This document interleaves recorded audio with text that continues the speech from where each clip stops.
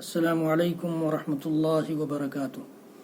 بسم اللہ، الحمد للہ، والصلاة والسلام علی رسول اللہ ومن تبعہ ووالا، وبعد۔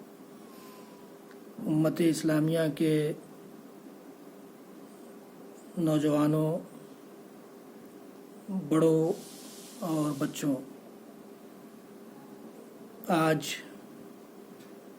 بابری مسجد کا مقدمہ جو سالہ سال سے چل رہا تھا، اس کا فیصلہ آیا ہے، اور یقیناً یہ فیصلہ ایک مسلمان ہونے کے لیے، ایک مسلمان کے لیے بڑی تکلیف دہ ہے۔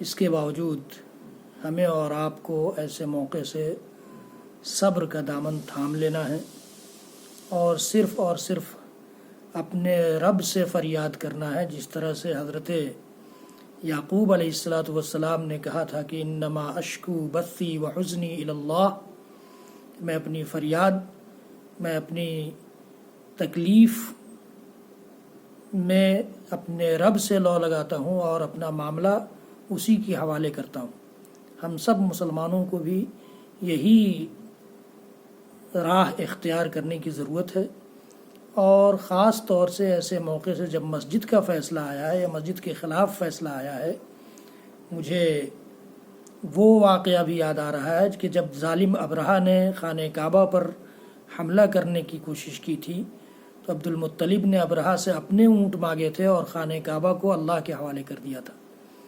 تو اس سارے ماحول میں، ہندوستان کے اس ماحول میں، ہمیں اور آپ کو اپنا معاملہ اللہ کے حوالے کر دینا ہے، اور اپنے شہر، اپنی ریاست، اپنے ملک کے امن و امان کو باقی رکھنا ہے۔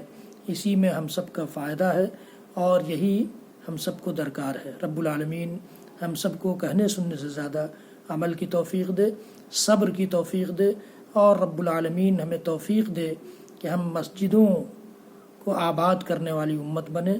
مسجدیں ہماری منتظر ہیں، ہم مسجدوں کا رخ کریں اور اللہ رب العالمین سے ہی فریاد کریں۔